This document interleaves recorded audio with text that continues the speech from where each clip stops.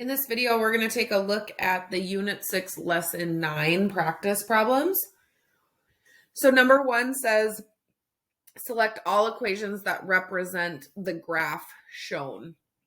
So when we're writing equations of lines, remember that we'll be needing the slope. And remember the slope is going to be the rise over the run from consecutive points. So let's see, let me make this a little bit thicker here. So we would want to count the vertical distance versus the horizontal distance and simplify if necessary. So for this one, our vertical distance is 3 and our horizontal distance is 2. So our slope is going to be 3/2. And then there's a couple different ways that you can write equations of lines. One that you looked at specifically in lesson 9 was point slope form. And in point slope form, you do y minus the y coordinate equals the slope times x minus the x coordinate. And that's the y coordinate of any point that you know. So we called it k. And then the slope of the line, and then x minus the x coordinate that you know, which we called h. So if you look at this picture here, we see a couple of points that they highlight for us that we know. So we know this point at 0, -4. We know this point at 2, 0. And we know this point at 4, 3. So you could kind of plug any of these into point slope form using those points and the slope of 3/2. So let's take a look at the options that they give us over here and see if any of them match. So if we look at D and E, these are both in point slope form. And so the x coordinate in this one is 4. The y coordinate in this one is 3. So this is telling us that this line is going through the point 4, 3. And then we also see that they give us a slope of 3/2. So that all matches. Okay, so D is definitely an equation of this line. So let's take a look at E. So E gives us an x coordinate of 2. And it gives us a y coordinate of 6. So we would check and see if that point is on our line. So the point 2, 6 is definitely not on our line. So this one is not an equation for this line. Then other equations that you've looked at in the past are slope-intercept form. So that's y equals mx plus b. And so m being your slope, and then b being your y-intercept, where the line crosses the y-axis. So if we take a look at this one, we already know the slope should be 3/2. Okay, and then this b would be where the line crosses the y-axis. So the specific point where it actually crosses the y-axis. So that's right here. And so that b value is -4 in this case. So we can take a look at 3/2 slope. It needs to cross, -3. I have this labeled wrong. This is the point 0, -3. So should be the b value should be at -3 with a slope of 3/2. So this has the slope of 3/2, but it has a y-intercept of +3. So this one is saying it crosses here, which it doesn't. This one has a slope of 3/2 with a y-intercept of -3. That one is good. So then we have this last one here that we want to work with. So you have a couple options. You could plug in 2 points, okay, and make sure that 2 of these points work on this line. We could also take this slope-intercept form that we know, and we could manipulate it. So we've got y equals 3/2 x minus 3. And we don't see any fractions in this, so we want to get rid of this denominator of a 2. So we could multiply this equation, everything by 2. So multiply the 2 to the y, and we'd get 2y. Multiply 2 times 3 halves. So let me just do that over here. So 3 halves times 2, that's 6 over 2, which is just 3. So 2 times 3 halves is 3x. And then 2 times negative 3 is negative 6. So then we could subtract the 3x to the other side. So we have 3x plus 2y equals negative 6. And we see that this one looks really close to it, but the numbers are all opposite. So we could just divide everything by negative 1. And that would get us to positive 3x minus 2y equals positive 6. So this is, in fact, a good equation. Another thing you can do in standard form, which is what this one is. So 3x minus 2y equals 6. You can look at the x and y intercepts. And that's where it crosses the x-axis and the y-axis.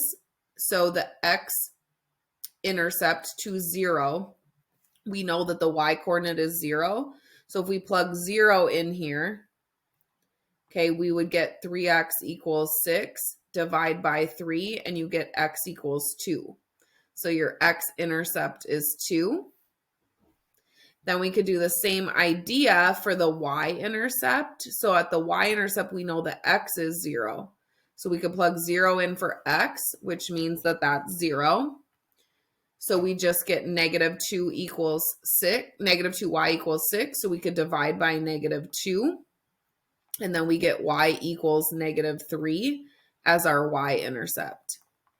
And so we could see that the y-intercept is negative 3 and the x-intercept is 2. So that's another way that that's a good problem. All right, number 2, a line with a slope of 3 halves passes through this point. Explain why 3, 6 is on the line. So remember that if the slope is 3 halves, then the slope between these 2 points should be 3 halves as well. So remember, slope is the vertical distance. Okay, so when we subtract the y's, so 6 minus 3 over the horizontal distance, which is when we subtract the x's, so 3 minus 1, that should equal our slope. Okay, so let's see what it does equal. So 6 minus 3 is 3. 3 minus 1 is 2. 3 halves is equal to the slope that they gave us. Okay, so this one is on the line because the slope between the points, the point on the line and the given point is the same as the slope. So then why would 0, 0 not be on the line? Okay, so we can do a similar idea. So subtract the y's, so 0 minus 3. So the slope between this point and the one that's on our line should be 3 halves like they told us. So then we'll subtract the x's, 0 minus 1. And we get a slope here of negative 3 over negative 1, which is 3. And 3 does not equal 3 halves. So this one is not on the line because the slope isn't 3 halves. Then let's decide if this next point is on the line. Okay, so is the point 13, 22 on the line? So let's look at the slope between this point and the point that we know is on the line. So 22 minus 3 to look at the vertical distance. 13 minus 1 to look at the horizontal distance. 22 minus 3 is 19. 13 minus 1 is 12. That does not equal 3 halves. So this one is not on the line.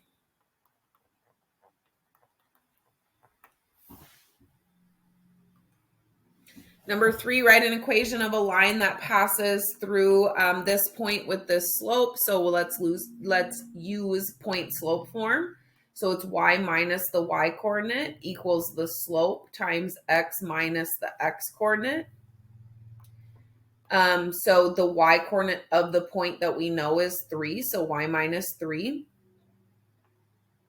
The slope that they give us is 5/4 times x minus the x coordinate of the point, and you have your equation. Number 4, we have a parabola that has a focus at 3, -2 and a directrix of y equals 2. Then there's a point a, -8 is on the parabola. How far is the point from the focus? So remember when we're talking about parabolas, okay, the focus, so let me plot this focus, is at 3, -2. Whoops. Okay, so here's our focus at 3, -2. And then our directrix is at y equals 2. Now remember, the distance from this point to the directrix, okay, so the distance from this point to the directrix is the same as the distance from the point to the focus. Okay, so we don't know the x coordinate of this point, but we do know that it's at a y value of -8. So if this point, let's say it was here, okay, let's say this is where a -8 was, the distance to the directrix, okay, so this directrix line is y equals 2. How far is -8 from 2? So the distance from -8 to 2, you can do 2 minus a -8, and you get 10. So the distance from this point to the directrix is 10. That means that the distance to the focus is also 10.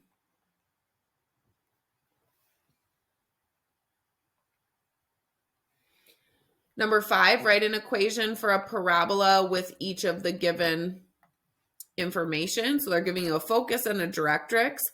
So let's remember how to kind of write this equation. So remember that you do y minus the y coordinate of the directrix. Okay, that gives you the distance to the directrix. Okay, and we square that. And that should equal the distance from the focus to the point as well. So we will do x minus the x coordinate of the focus to give us that horizontal distance. And then y minus the y coordinate of the focus to give us that vertical distance, and doing the Pythagorean theorem here. Okay, so remember that this is giving us that vertical distance. Okay, this is giving us the horizontal, this is giving us the horizontal distance, the orange. This is giving us the vertical distance. Okay, and this right here is giving us the distance to the directrix, and that's the same as the distance to the focus. So remember, here's your focus, here's our given point. Okay, and this point to the directrix, let's just say it's here, we would do y minus this y value. Okay, and that's going to be the same as this length. So we're doing Pythagorean theorem. So we're just going to plug into this form here. Okay, so we'll do y minus the y coordinate of the directrix squared, x minus the x coordinate of the focus squared, plus y minus the y coordinate of the focus squared. So the directrix is the x-axis, that's y equals 0. So y minus 0. X minus the x coordinate of the focus, so x minus 5. Y minus the y coordinate of the focus, so y minus 2, and you have your equation. You can certainly change this to y squared because y minus 0 is just y. Or you can leave it. And then we'll just repeat this. So y minus the directrix squared equals x minus the x coordinate of the focus squared plus y minus the y coordinate of the focus squared. Directrix in this case is 7. X minus the x coordinate of the focus, so minus -2. So that'll turn to +2. And then y minus the y coordinate of the focus, so y minus 3 squared. Okay, so y minus the y coordinate of the directrix, x minus the focus x, y minus the focus y. So again, we have the x-axis, so that's y equals 0 for the directrix. The focus x-coordinate is 0, so x minus 0. Focus y-coordinate is 7. So again, you can clean these up. So y minus 0 is just y squared. X minus 0 is just x squared. And then you have that y minus 7. So you can write it like y squared equals x squared plus y minus 7 squared if you want to. All right, then y minus the directrix squared again, x minus the focus x, y minus the focus y. Directrix in this case is -1. X coordinate of the focus is -3. Y coordinate of the focus is -4.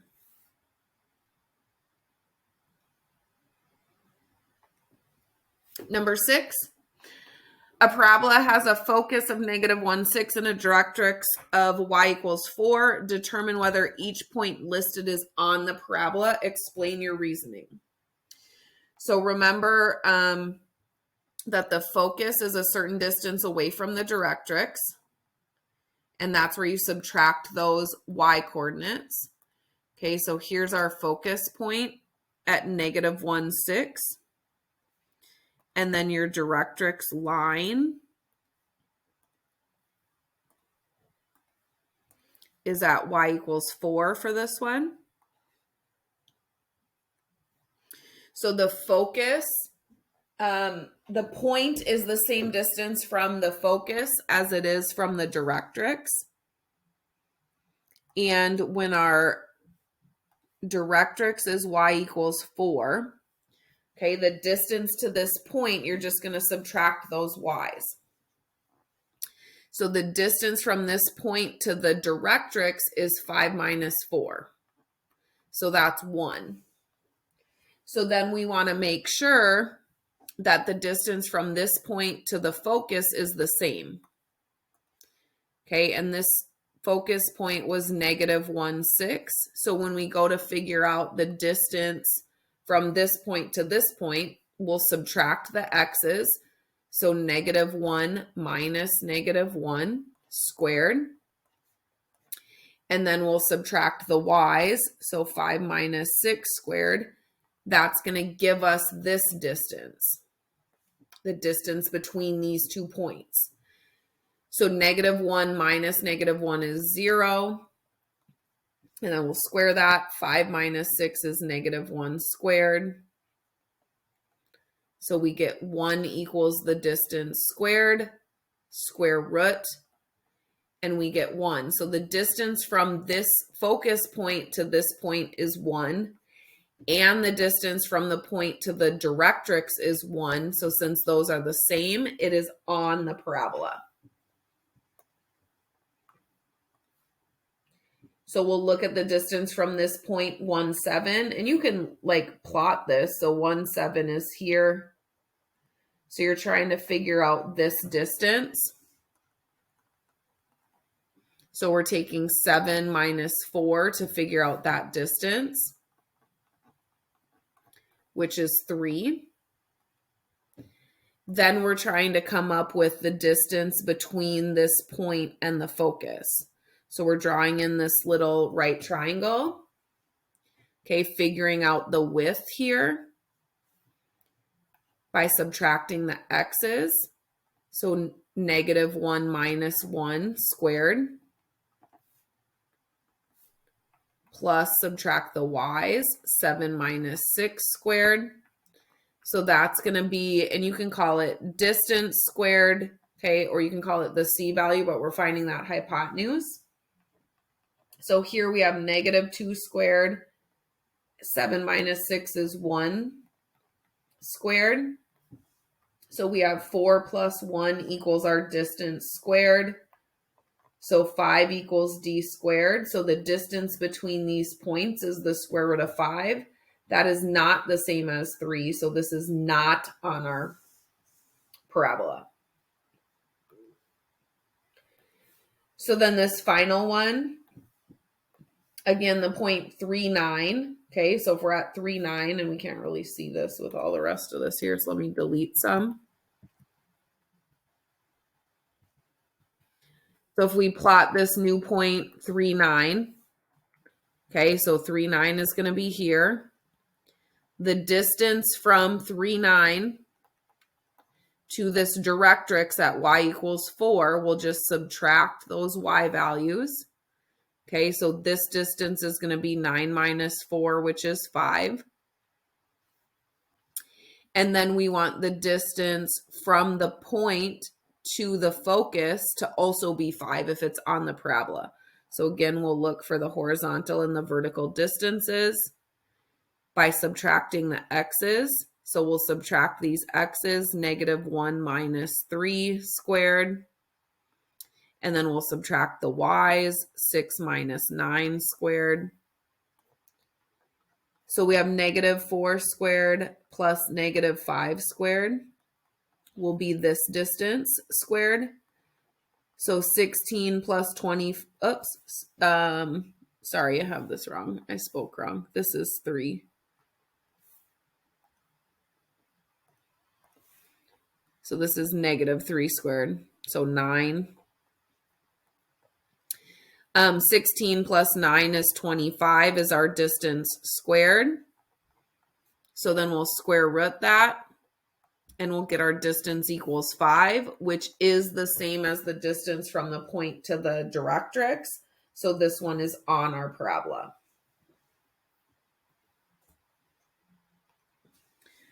Number 7, select the center of the circle represented by this equation.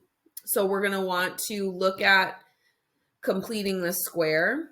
So we'll put the x's next to each other and leave a space for that c value. Whoops.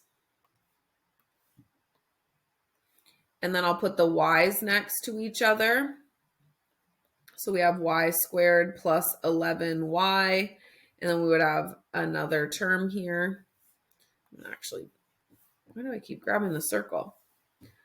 I'm going to move this down here. So I can have some more space. And then I would add this 2 to the other side.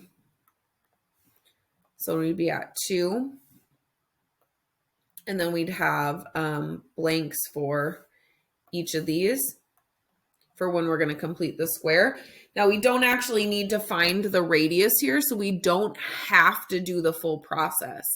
Okay, if you think about what would this be when we factor it, when we factor this down, this is going to be x minus 4 squared.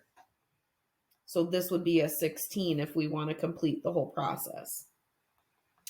And then for this one, we'd have 11 divided by 2. So we'd have 5.5 squared in here.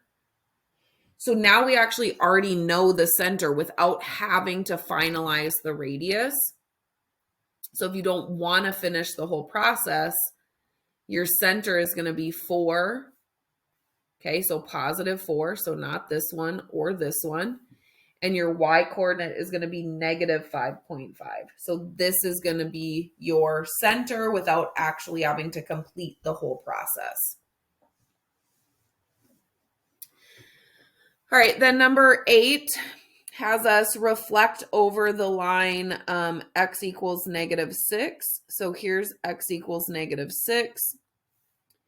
So we're just going to reflect these points over that line. So A is 1 to the right of the line, so A prime is going to be 1 to the left. B is on the line, so B prime is going to be on the line. C is 3 to the right, so C prime is going to be 3 to the left. So this is our A prime and our C prime and our B prime, and we can just connect those.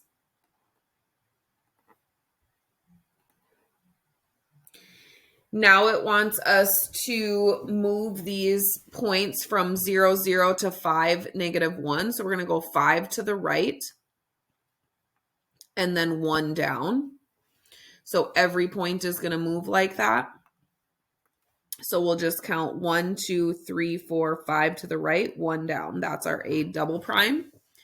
So we'll move C prime, 1, 2, 3, 4, 5, down 1.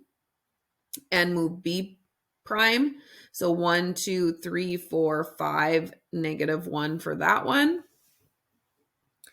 So this was our A prime, C, well, double prime actually, C double prime, and B double prime. You can connect these if you want to. You don't have to, because all we really need is the coordinates of those. So A double prime is at the order. So here's the origin. So negative 2, 1. B double prime is at negative 1, negative 2.